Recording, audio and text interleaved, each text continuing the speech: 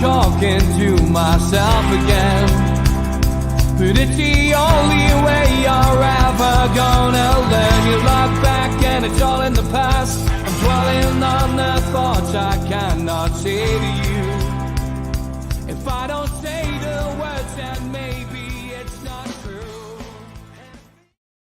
Good afternoon, welcome to NUFC Matters with me, Steve Wraith. Delighted to welcome Ross Gregory back to the show. How are you, Ross? I'm good, Steve. Yourself? Yeah, all good, mate. Did you enjoy the break?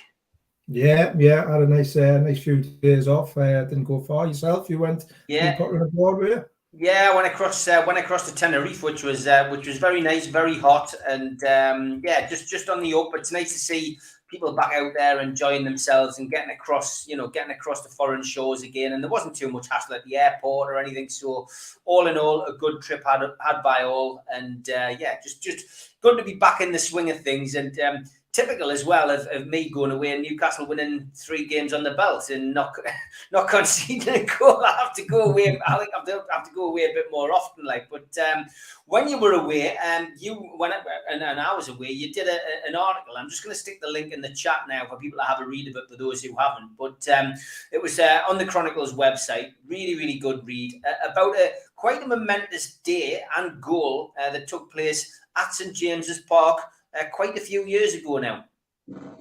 Yeah, so yesterday was the 30th anniversary of David Kelly's goal against Portsmouth in '92, which I'm sure most viewers, listeners will remember it well as being a really crucial goal. Without that goal, Newcastle would have been relegated pretty much. I think it's fair to say, into the 3rd tier for first time in the club's history.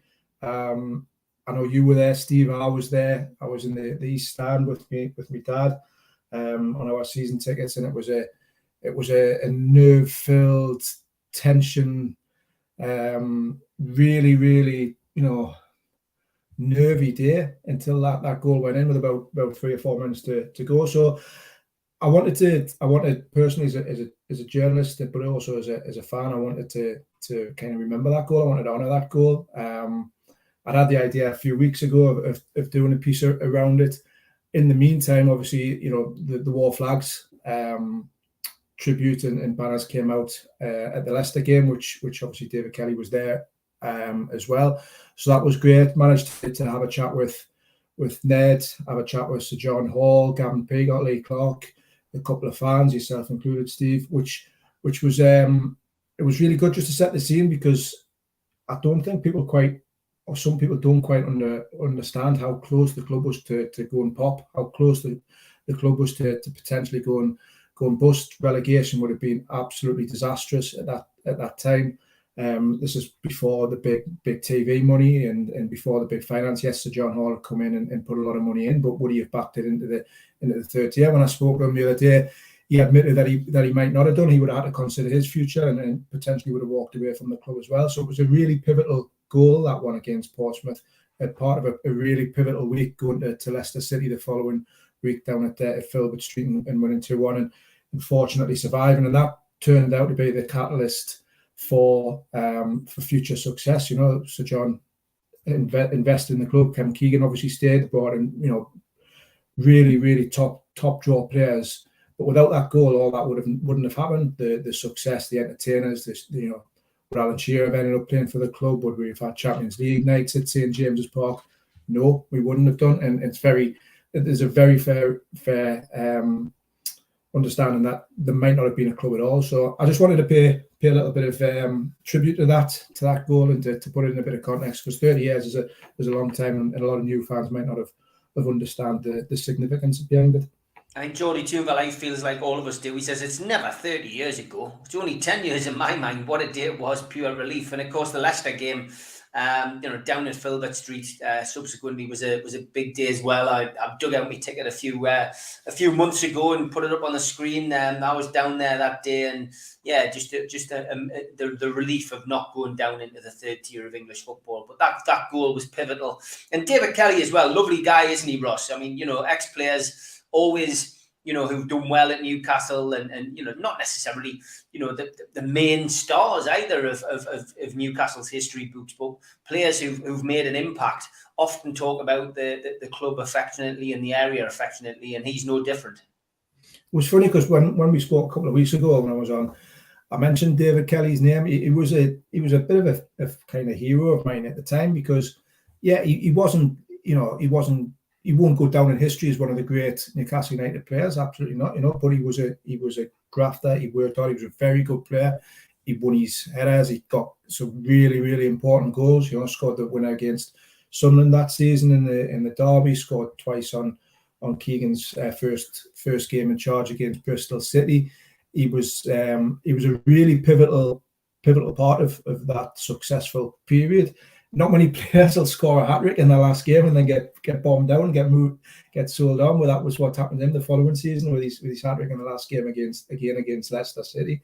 But yeah, really great to chat to him. Really a bit of a fanboy moment for me, I must admit, because he had been a bit of a hero of mine. But really nice guy, genuine, loves coming back to the Northeast. It was interesting to hear him say he barely watched the goals since, he said. And in his mind, 30 years on, he thought he was 5 or 10 yards outside the box when he hit it, but it turned out he was actually, when he watched it back last weekend when he was up, he was obviously 5 or 6 yards inside the box. So the mind plays tricks on you, but great goal, great guy, and a great moment in Newcastle United's history as well. Yeah, we'll take a read of the article. I've put the link in the chat, so have a look. It's up on the Chronicles website now, and really good article. Nice to look back on days gone by, especially pivotal moments in the club's history. As always, I put a shout out for questions. Terry Armstrong was first in on Facebook. He said, does everyone agree with Danny Murphy that Jordan Pickford would be a good signing if Everton go down? I mean, it's surely to God he's not that stupid, Murphy. It's got to be tongue-in-cheek, this. He cannot seriously think that Jordan Pickford, for one, is going to want to come to Newcastle and be our number one. And secondly, he can't think that the fans who, let's be honest, have got inside his head on more than one occasion since he left Sunderland, would worship him or see that as a good move. He can't be following in the footsteps of Lionel Perez. Surely to God, Ross. I nearly forgot about Perez. There's another blast from the past, isn't it? Never played a game, did he? Never played a game for the first. I don't think you'd be writing an article about him, Ross. Be a very different one, mate. Be a very different one. I don't know if Murphy said that tongue in cheek. It's absolute nonsense, isn't it? I'll be honest. I don't mind Jordan Pickford. I think he's a half decent goalkeeper. He's no world beater. He's not great. Let's not get it wrong. But I think he's not a bad goalkeeper. But he's one of them characters that fans love to hate, love to give him the abuses with his Sunderland connections. And yeah, absolutely right. The fans have got inside his head on more than one occasion. I was in the Gallagher a couple of seasons ago when I think it was the 3-2, I think it was, with a bit of a comeback, and it certainly got in his head that day. It's an absolute nonsense. So I think Newcastle will look to move for a goalkeeper in the summer, but will be Jordan Pickford. Nah, I can't see that at all. And we will be starting a transfer show in the summer. We will be updating you with all the nonsense and all the facts and trying to separate the facts from the fiction. It'll be a daily show that we will be doing, so keep an eye out for that.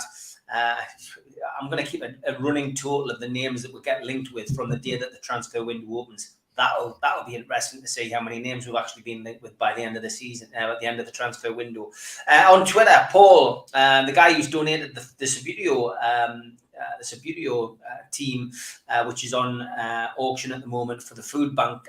Good afternoon, Paul. He says the narrative on two shows on TalkSport yesterday was about Newcastle United transfers and what is failure next season. I'm in the walk before you can run camp, and I don't expect instant success. Top 8 to 10 and a cup run would be amazing. What would you guys see as success next season? Ross? Exactly the same as that. I think, if you could guarantee the top 10, top 8, 8, 9, 10th around that place next season with a cup run, get far in the cup and really give the fans a little bit of something to cheer about. I think that would, for me, that would represent a great season. And I know people will think, well, look, we could finish in the top 10 this season after a dismal start, and that's true. We could. I don't think we will quite finish in the top 10. I think we'll finish just outside it. But run before you can walk. I think, if you're incremental additions to build the squad up, push for maybe a top 8 in a good cup run, and then over the next 2 or 3 seasons push on from there.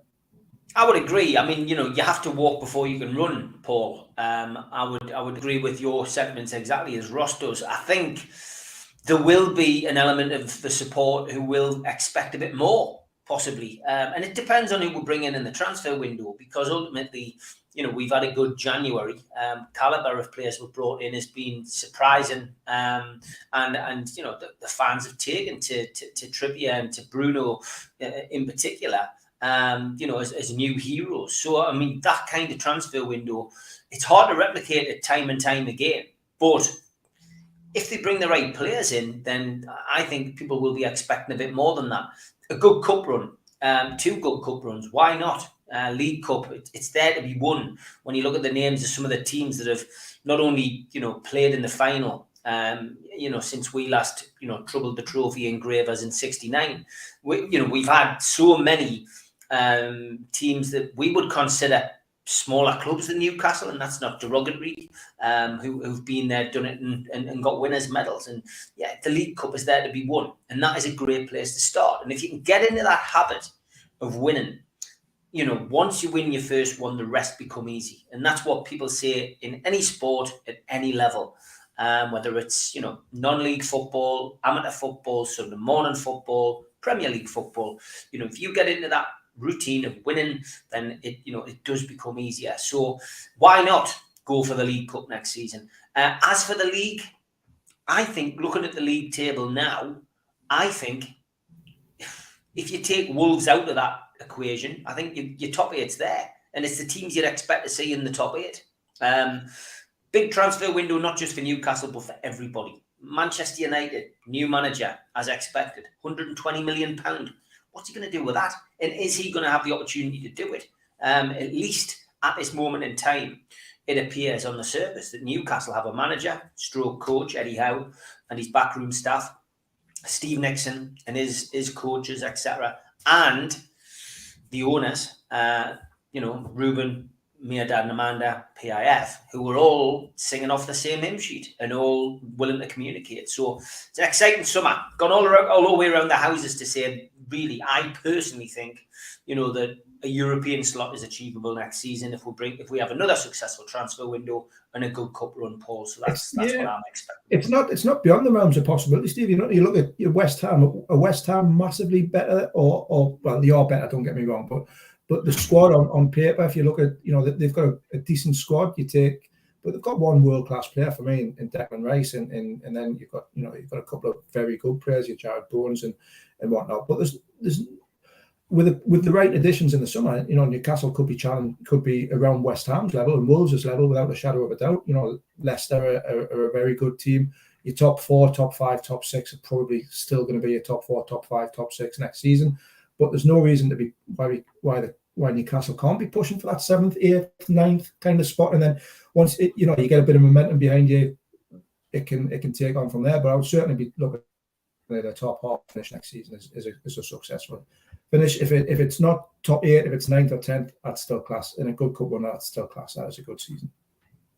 Yeah, I would agree. Gary McBurney says he spent an hour in Leicester infirmary after a housebreak in the back of the head, but it didn't dampen the spirits that day, talking about the trip down to Filbert Street after Kelly's goal against Portsmouth. Geordie Toomba Life says David Kelly lived in Cramlington at the time. I saw him at my doctor's a few times with his young child. My God, that brings back memories. And Geordie Toomba Life on Pickford says, to be fair, Pickford, he's never let England down, but he's still a Mackham, and that's enough. And Roger Cook says, was it Kelly who slipped through that puddle near the East Stand during the Mackham derby circa 92? He splashed me anyway. I hope you're not looking for a dry cleaning bill being paid, Roger. Graham says, next season, I think for an expression would be in the mix or give West Ham, Leicester and Wolves a bit of a bloody nose or be in that fight. Yeah, I would agree. I mean, Newcastle have already proved in the second half of the season they're more than capable of beating those teams that you're naming. Do you know what I mean? So why not? L. Stapleton says, yeah, it was. I was there too. Wouldn't play it these days. Talking about the Sunderland game, David Kelly. Jody Toomberley says, let the media hype up big signings. Let our magnificent owners do what they think is right. They know far more than us. And Graham says, TalkSport have been predicting at least 6th. For me, just being in the fight at the top half, that is success. And next season will also be different as the World Cup's in November. So opportunities may arise and those teams ready for restart may be taken by surprise. Okay, so let's move on to another subject. And Ashley, who's a Leeds fan, he goes, is it true Joe Linton's going to Leeds in the summer? Sorry, Ash. No, not at all, mate. Not going to happen, is it? Not going to happen. Tom asks, looking ahead to the games coming up, he says, Newcastle are up to 9th in the league. How do you think we will do against Liverpool and Manchester City?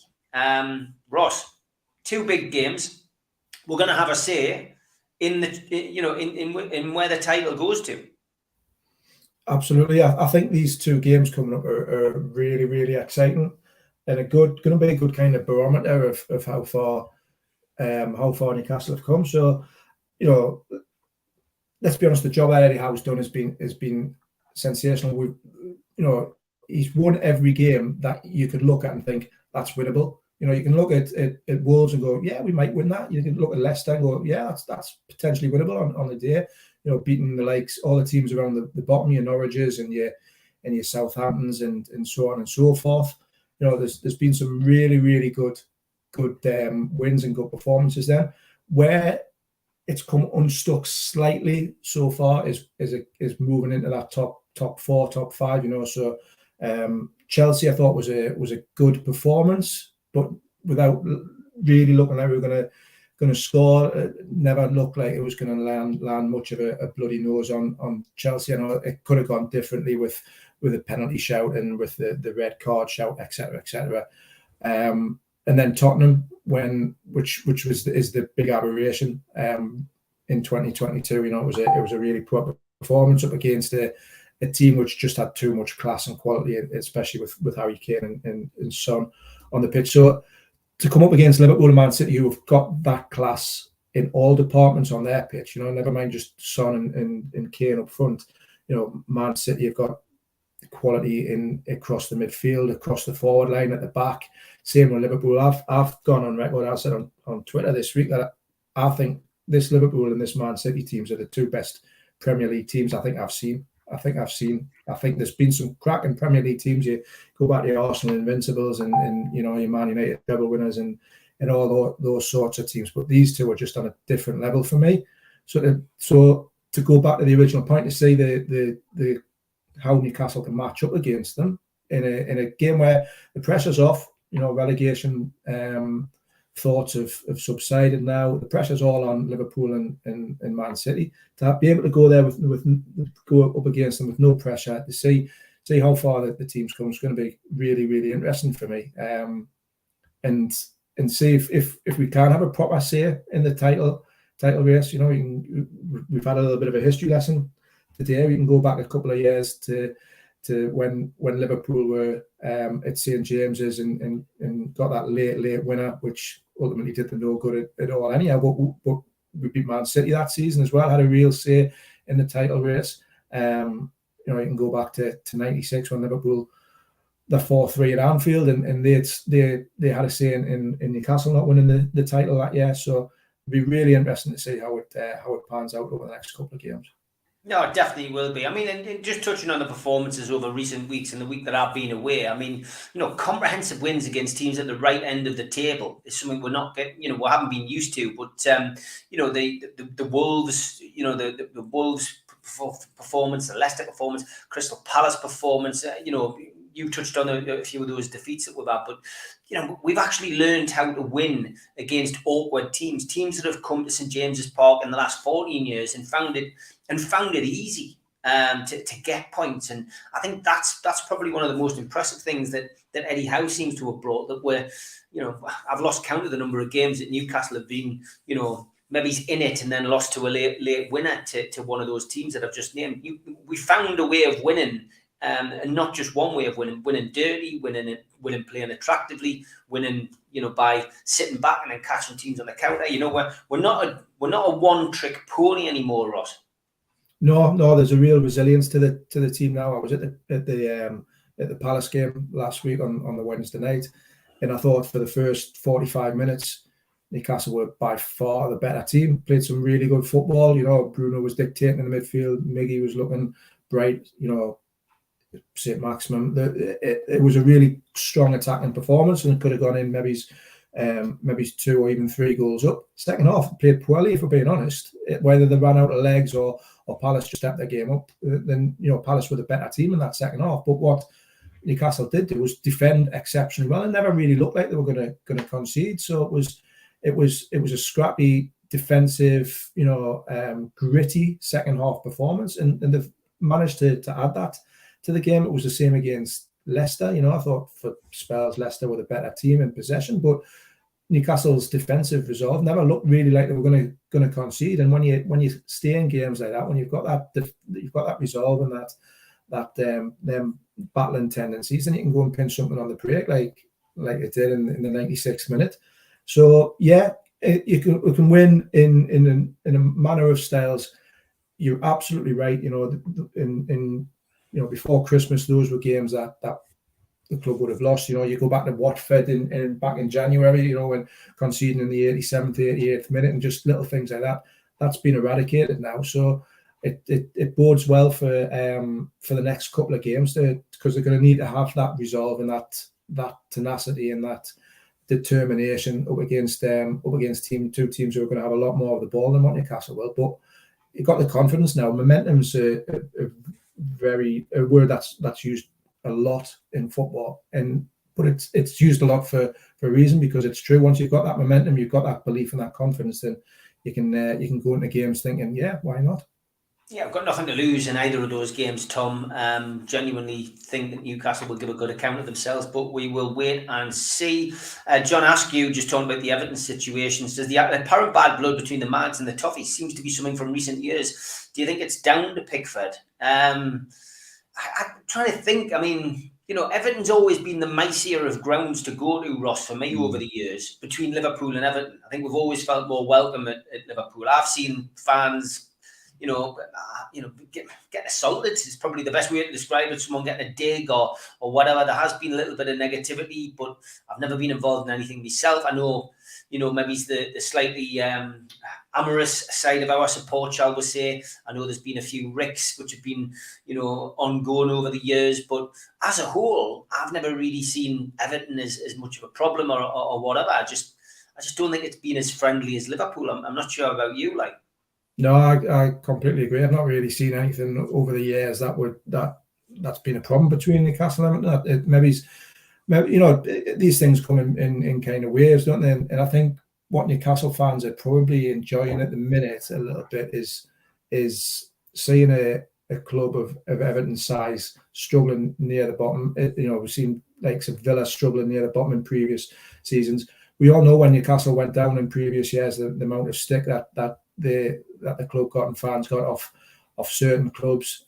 So I just think it's it swings and roundabouts. These things come around. Sometimes you have a little bit of a set to and a bit of needle with a particular club for various different reasons.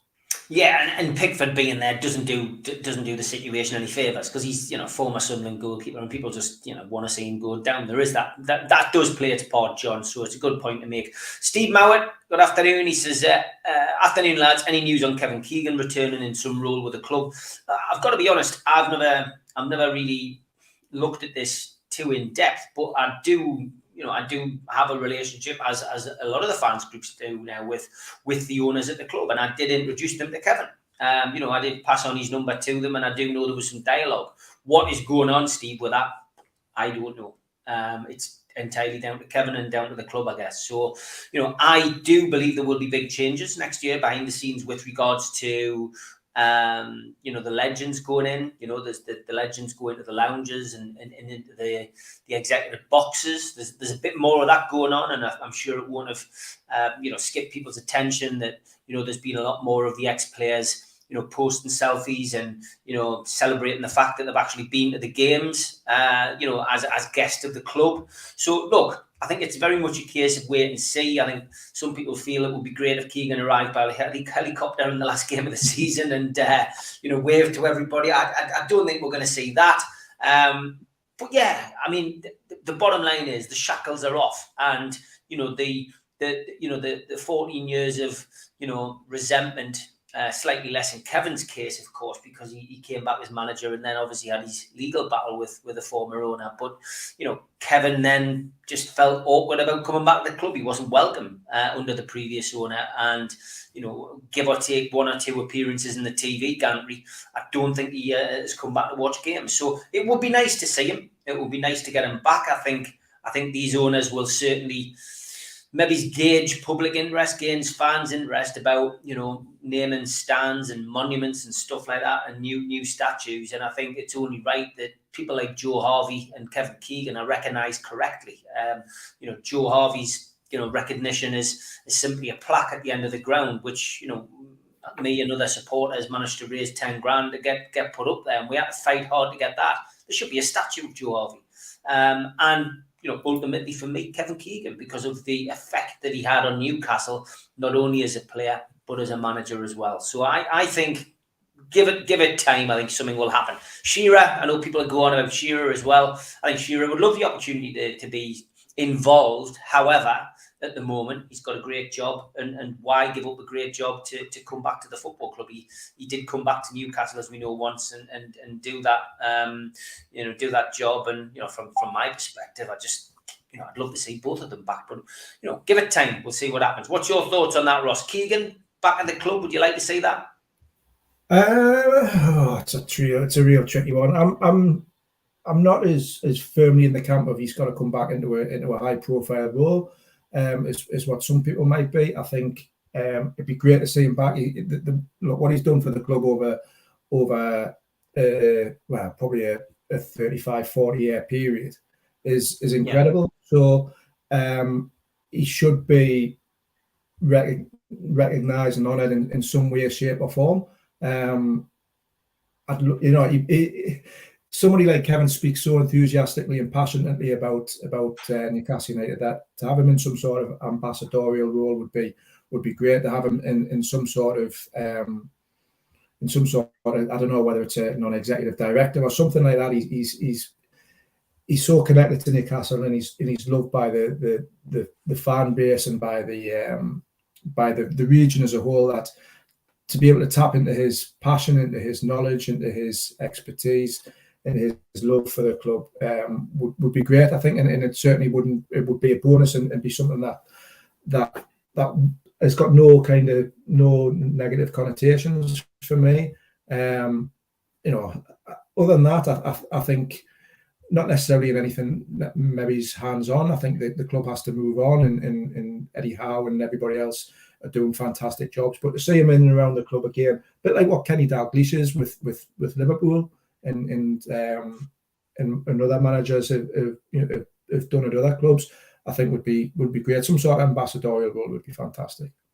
Yeah, I've also stuck a link into the article done about statues on the Chronicle, so you can have a look at that at your convenience. It's always one which causes debates, naming stands and statues, etc. But maybe take a leaf out of you know, some of the grounds you go to. I think Everton's one in particular that, if I remember rightly, the one end of the ground, there's the four players on one plinth. You know, it doesn't have to be one statue, and you know, you could get 4 on one plinth. I think Colin Harvey's on there and a couple of others. So yeah, you know, maybe do something like that. I love the Arsenal way, the new Emirates. I love the way that they've got, you know, different people in different areas, or just, you know, decorate the stand and have those, you know, bodies facing in with the shirts on the back. Just, there's ways and means of doing it. I think there's a lot more than, you know, those people need to be paid respect to, and I'm sure that the new owners in time will get that sorted out. Big thank you to our sport. Yeah, go on, mate. Sorry, the article's pretty decent. It's got a vote in there as well about how to who you think should have who should be next if Newcastle do put a statue. I'm with you. I'm saying Joe Harvey, but there's a few options in there, and Kevin Keegan's in there amongst them as well. So, and you know, a mural or some sort of celebration would be fantastic.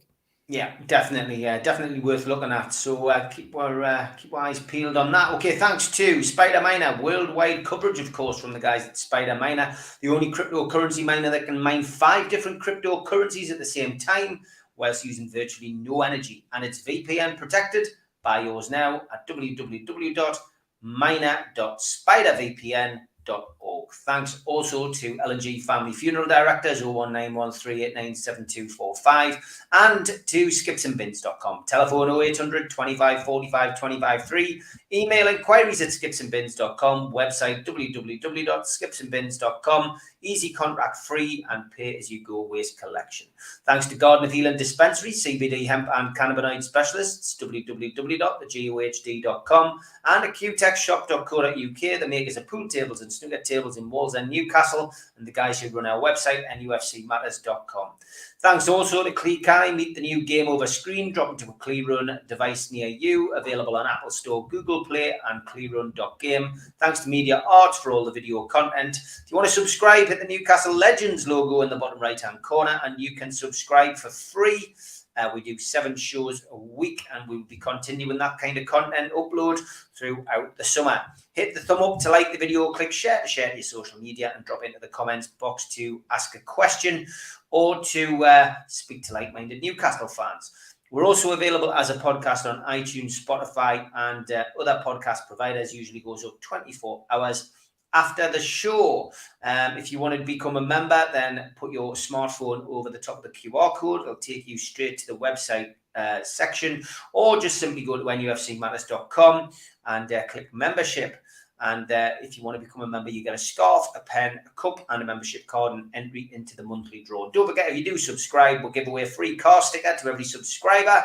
You need to apply for it, though. Just go to NUFCmatters.com. Don't forget, at the weekend, Super Mac will be at the Dog and Parrot at the slightly earlier time of 11 o'clock. Obviously, the kickoff is 12:30 for the Liverpool game. So get yourself along to the Dog and Parrot at 11. The doors open at 10:30, and kids are welcome. Good beer, good food, pool table in there, and a bit of crack with Newcastle fans. Don't forget as well the matchday bucket. For those of you who want to make a donation to the food bank, can do so virtually. NUFC fans, foodbank.co.uk. We've also got a raffle running to win one of those Shearer balls. Enter now at NUFCmatters.com. The tickets are $2.95, so get yourself onto there. And a quick shout out for Mick Lowes talking with Andy Griffin at Shearer's Bar. That's happening on the 24th of June. It's going to be our NUFC Matters summer party.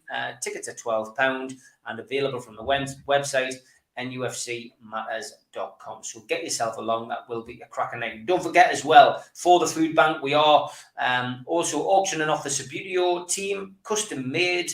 It is of Malcolm's debut against Liverpool.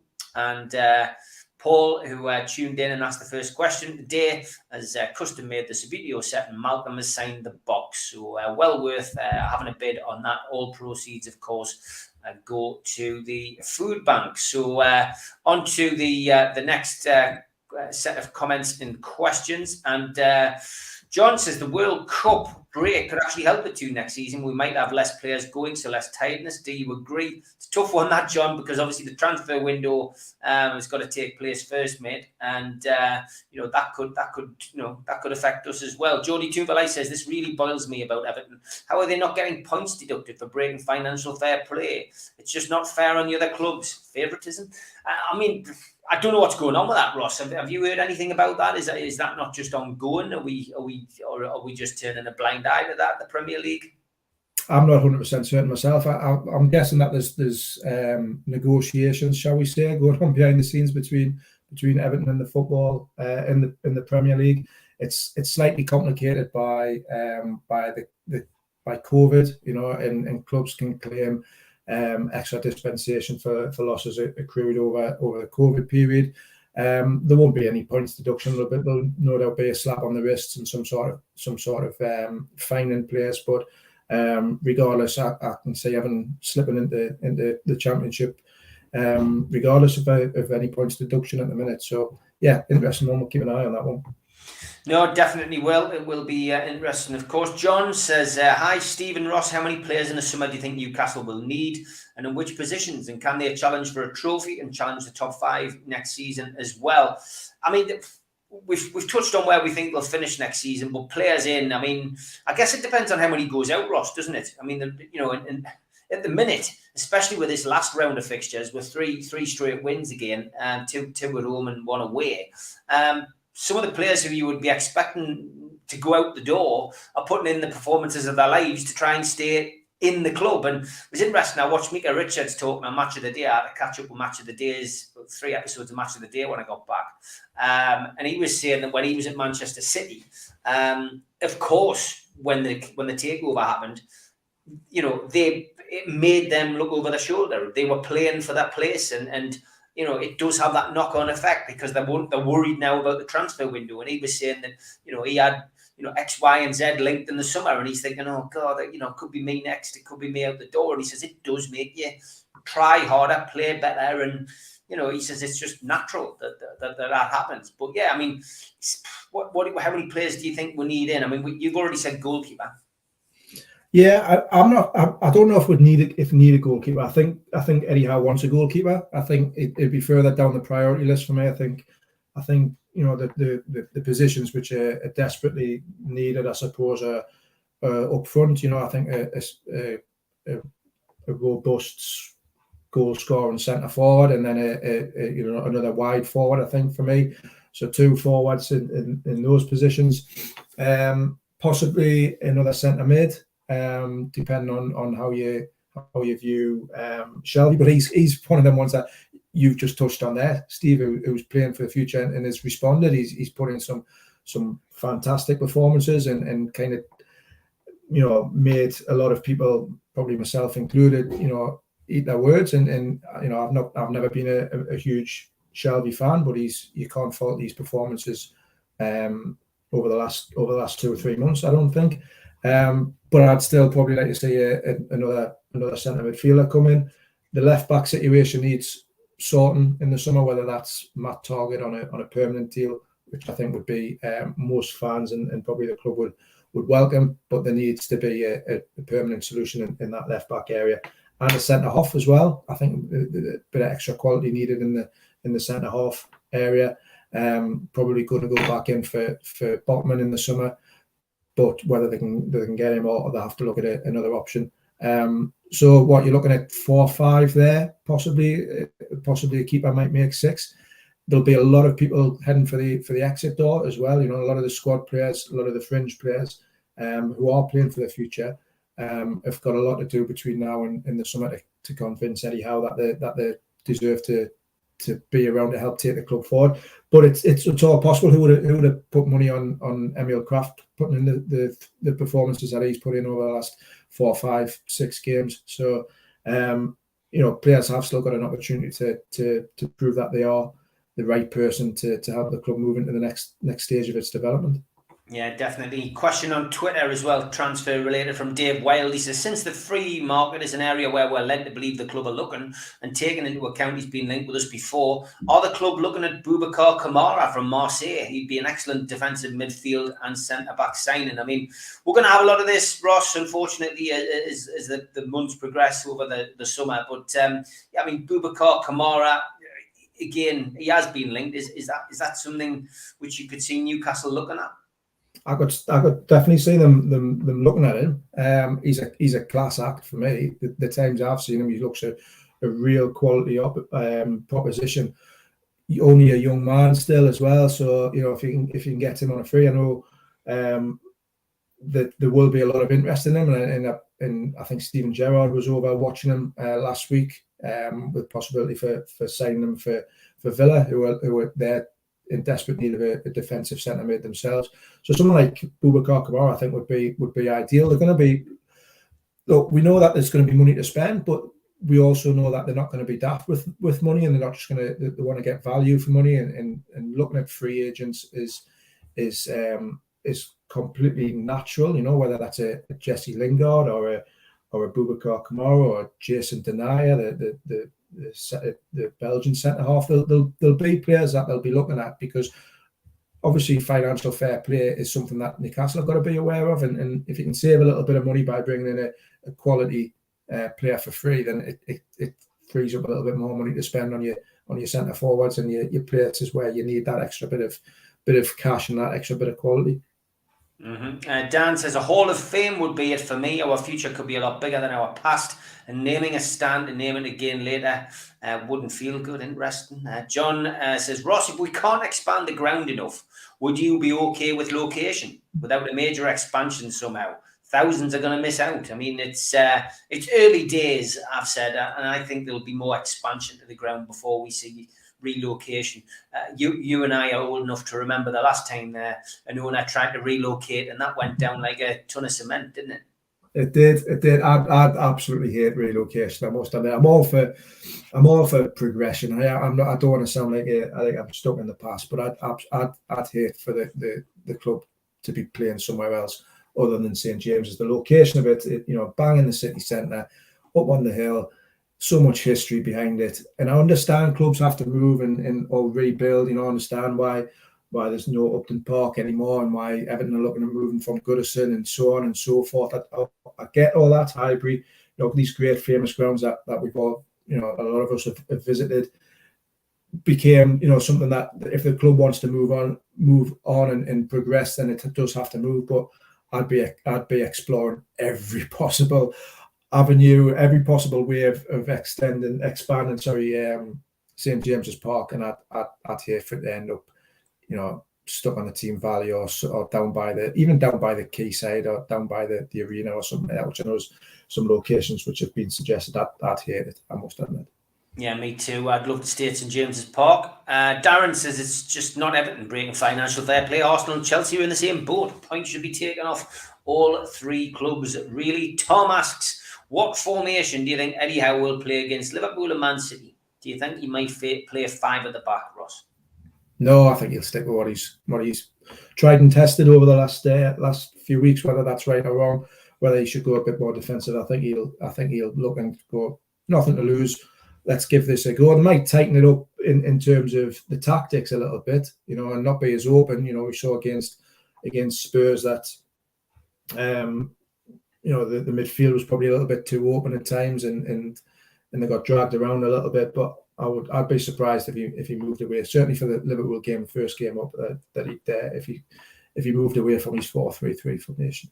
Yeah, I think it would be. I think it would be strange to see him do that, especially at home. Against Liverpool, and you mentioned earlier, Ross, that game that Rafa in charge? I think when we lost 3-2, Origi came on and scored. Great game. It was a positive game, and I think Newcastle fans will enjoy the game, whatever happens. The pressure's off now, as far as we are concerned. Tom followed up with, "What's your thoughts on Dwight Gale?" I don't know what you're supposed to say to that, really. I'll be honest. I feel a little bit sorry for him. He kind of get a kick of the ball at the minute. He's obviously going to be away in the summer. He's obviously not in Eddie Howe's plans whatsoever. Chris Wood gets left out on Saturday, and Dwight Gale's still stuck on the bench until later on in the game. Look, he's not going to be the player who's going to take the club forward. I think Eddie Howe recognises that. He'll be away in the summer. Yeah, Mick Lowe's got a bit heated just away from football on the show at the weekend that I did with him and Holly about the dressing room photographs. It has caused a bit of a stir as well, and I've seen some of the comments since on the podcast. A lot of people disagree with Mick. What's your take on that? Do you think they should keep them going, or do you think it'll just draw to a natural end, Ross? I think it has to draw to a natural end at some point. I don't think you can keep going indefinitely. It's a funny one. When it first happened, I must admit I cringed a little bit. The first one or two, look, you've won a game. There's no need for a big celebration. But my opinion on it is changed probably over the weeks. It's now just a bit of fun. It's a ritual. It's something that's obviously helped create a bond and a team spirit within the change room. And look, why not celebrate? Why not and just enjoy a victory. Why not? And you work hard. The fans are enjoying it. Just enjoy it. We can take football a little bit too seriously at times, I think. So yeah, it's a bit of fun. It's a bit of enjoyment. It'll not last forever. Maybe roll it out on different occasions next season. But it was interesting hearing Eddie Howe say, I didn't expect it to get into the media when it was the the social media team who put it out themselves. So that was a funny one. Classic. I've just put a pinned post in the chat as well, folks. I did forget to mention this when I was doing the adverts. I am doing for me sins for the first time the Great North Run on the 11th of September. I'm doing it for the Bradley Lowry Foundation. I'm also doing the Fire Walk, which I've already publicised on here. So I've now got round to set up the Just Giving page. I've stuck the link up there. Anybody who watches the show, if you don't mind making a donation, no matter how big or small, I've set my target at a reasonable target of 500 quid and got a lot of time to raise that money. So if you don't mind making a donation, as I say, I'm doing it for the Bradley Lowry Foundation. It'll be more of a pedestrian walk rather than a run. I am getting on a little bit, but at least I will complete it. Believe you me, I will complete it. Blue Rhythm Boy says, thoughts on Jamal Lewis? Is he gone, Ross? Interesting one, isn't it? I thought there was a player there. If somebody could have got him right with a bit of coaching. I know he's had groin issues and injuries. I wouldn't be surprised if he goes out on loan next season. Maybe it's depending on what happens with Target. I hope that you saw signs. I thought I saw signs at points this season when Eddie Howe first came in that he could be a really good left back. But again, I think he's still got a lot to prove. Yeah, I mean, Hayden coming back from injury as well. I mean, there's another one who's got question marks over him. Darren Lee Wells says, players to let go and sell: Gillespie, Darlow, Fernandez, Lewis, Manquillo, Almiron, Hayden. So Hayden's in there. Murphy, Gale to make space for new signings. I mean, it's a hell of a summer's window. But yeah, I mean, Hayden, again, it's reading what Eddie Howe says. And trying to pick, read between the lines. He's praised virtually everybody, but he can't keep them all, can he, Ross? That's the problem. We've seen him in recent weeks come out in support of Gale, Sean Longstaff, Hayden now, but they can't all stay.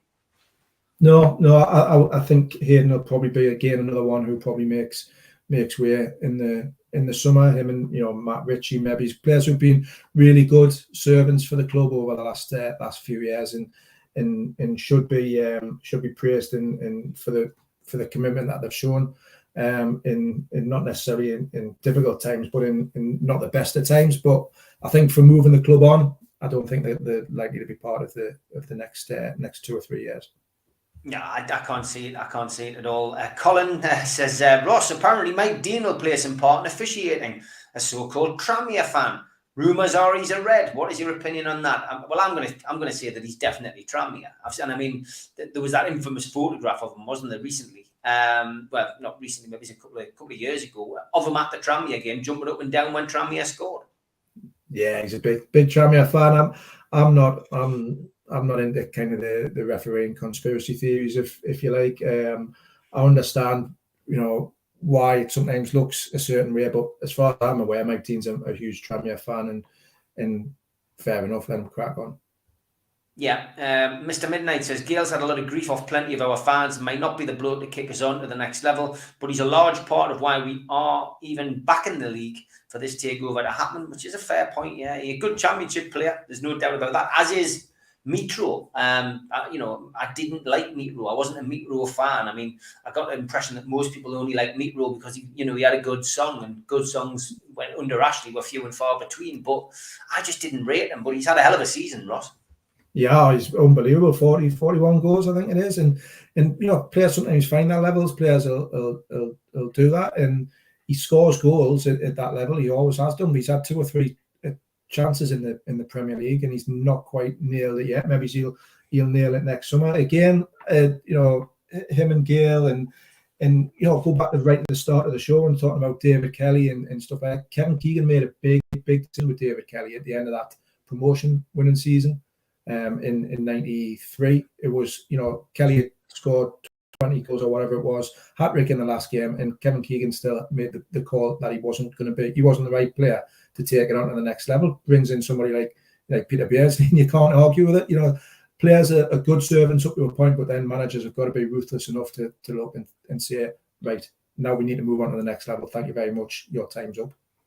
Yeah, Tom's asking, talking about strikers, if you could bring in one striker in the summer, who would you be looking at to come to our club? I mean, again, we're getting linked with Ivan Toney as well. I mean, he hasn't had a blistering season at Brentford, but you don't go back. And I think Newcastle will be looking at somebody completely different. And I'd be very surprised if a deal hasn't already been at least done. I still think they might go back for somebody who they were looking at in the January window. But, who would you go for, Ross? I would. So yeah, you could talk about your Darwin Núñez and people of that ilk, whether the club's in a position to get those at the minute, I don't know. I'm going to throw a couple of daft names in there, and they might be daft, they might not be daft. See what people think about them. Be interested to read the comments, but I'd be tempted in the summer to if I was Newcastle to look at, obviously bring Jesse Lingard in potentially on a free, and then go for somebody like Marcus Rashford, who needs a move from Man United. Big pals with Lingard. Could you get them two together? If Everton go down, you'd be daft not to try and make a move for Dominic Calvert-Lewin as well. So those two, Rashford and Calvert-Lewin. I know that's going to split opinion, especially the Rashford one. I know he splits opinion, but I think he's a great potential, great player. Those would be two off the top of my head that I would be I'd be keen to see in James's. Yeah, I think Calvert-Lewin's one that's certainly doing the rounds. I think they will go back for Jesse Lingard. I really do. Rashford, says Roger Cook. I mean, there is going to be options, and I think that the beauty is that Newcastle's had such a great run in. Like no matter what happens now in these last few games, Newcastle's proved that they're a team that committed. The one thing that comes out of those photographs is a unified dressing room, behind the manager and with the owners coming in on it as well. It sends out the right messages to any potential player wanting to come to St James's Park in the summer. And agents will be ringing Newcastle, I think, this summer. I think all that ill-fated talk of teams won't want to do business with Newcastle, because of this ownership, because this takeover went through. I called it straight away. That's utter rubbish, because agents still run football. Agents still make decisions, and if an agent can sniff a good deal for his client, then those players will roll up to Newcastle in their Rolls Royces and their Porsches. They'll not be bothered. And as long as we get the right kind of player who's good on the pitch, but also sensible off it, I think it's going to be another good window for Newcastle. And I think the hard work's already started behind the scenes. Yeah, look, I think you're absolutely right. You've got to be very careful with the types of characters that you bring in. Everton's a really good example where they've gone out and spent a bucket load of money, spent ridiculous amounts of money, and the recruitment hasn't been right, hasn't been great. Bringing in somebody like James Rodriguez from Real Madrid, massive high profile signing, but just clearly not the right person for the club at that time. And so Newcastle they'll do their due diligence, and they'll hopefully bring in the right characters that fit in with that dressing room, fit in with Eddie Howe's philosophy, but also have the quality to move the club on to the next level as well. Yeah, Geordie Toonvalley says, I'd like to see Timo Werner given a chance at the Toon. DCL definitely not mobile enough, in my opinion. Yeah, it's pace that we need, I think, up there. Definitely agree with you on that. Mr. Midnight says, not keen on either, but will be more against Calvert-Lewin than Rashford. Just a tap-in merchant with a heavy English tax can get far better for the stupid money they would be asking with some decent scouting. I mean, again, it's who Eddie Howe feels he can work with the best as well. I know a lot of people don't like Chris Wood, but I think Chris Wood is still going to play an important role at Newcastle United. He might not be the first name on the team sheet, but who's to say he won't start with Wilson and Wood up front before the end of the season? And we might see something different in Wood. We might see goals aplenty from the two of them in those last couple of games against Arsenal and Burnley, and then suddenly people change their mind going into the transfer window. But I still think we will bring somebody in, but I think there will be, there will still be a place for Wilson and Wood next season in that squad. Yeah, definitely. Yeah, definitely a place for both of them. I think Wood's an interesting one. What he does really well is he presses from the front. His work rate, he's he's a team player, clearly a team player. When he was at Burnley, he always played up front in a two. So you're talking about playing him alongside Wilson. I don't think that's the worst shout in the world, because he always played alongside Ashley Barnes or something like that at Burnley. And what Wood likes to do is, for all he's 6'4", he's not the big target man. He likes to run in behind. He likes to play on the shoulders and get on the end of some of Ashley Barnes and whoever else's flick-ons and whatever. So seeing him in a two alongside somebody like Callum Wilson would be interesting between now and the end of the season if Wilson can get himself fit. Yeah, I just think Wood is definitely got a part to play, and we haven't just bought him for staying up. Tom reckons Luis Suarez might do a job for us. He's not getting a game at Madrid. I mentioned Coutinho before I went away as well. I think Villa might struggle to pay the wages. I know he's got the relationship with Gerrard, but Gerrard's not going to be paying him out of his own pocket. And we might be able to hijack that deal, especially with the South American flavour that we already have at the club. Yeah, that Brazilian link up, Gabriel Jesus, at Man City, he's probably going to be moving on this summer. Is he somebody that Newcastle might be interested in pairing him alongside, Joe Linton and Bruno and get that samba feel to the club in the summer again. So look, they're going to be linked with loads of players, whether it's a Christian Eriksen or a Lingard or a Coutinho, those kind of playmaker types, or players who play right at the top end, like your Rashfords and your Nunez's and all that. Either way, Steve, it's going to be a fantastically interesting summer. It's going to be intriguing. It's going to be exciting, and something that fans are going to really enjoy, I think. Yeah, well, I'm looking forward to our shows as they progress through the summer, chewing the fat and talking about the ludicrous and of course lapping up the signings that do eventually come in and talking about those who go out. But I'm conscious of the fact you've got a meeting at 2:00, mate. So just a big shout out to everybody for tuning in. Thanks again to the sponsors. Thanks to the moderators in the chat. Big shout out to Liam Kennedy as well. Hope you're doing well, mate, and looking forward to seeing you back in the summer. But for now, Ross, thanks for joining us. Look forward to seeing you next week, mate. Take care. Cheers, Steve.